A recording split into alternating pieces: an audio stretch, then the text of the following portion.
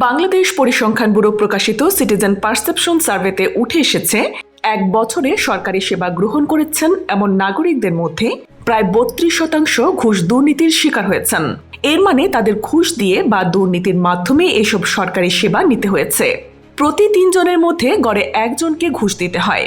গত ফেব্রুয়ারিতে 45,888টি থানার 84,807 নারী পুরুষ এই জরিপে অংশ নেন।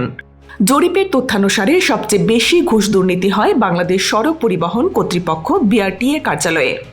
জরিপে অংশগ্রহণকারীরা জানিয়েছেন, গত এক বছরে বিআরটিএতে সেবা নিতে যাওয়া নাগরিকদের 63.29% ঘুষ দুর্নীতির শিকার হন।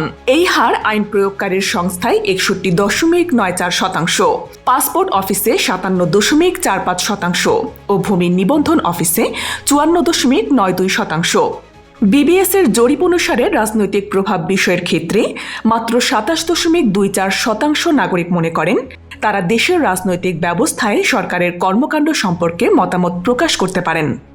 এছাড়া গত এক বছরে দেশের 19.31% জনগণ না কোনো ধরনের বৈষম্য বা হয়রানির শিকার হয়েছেন, এমনটি জরিপে উঠে এসেছে।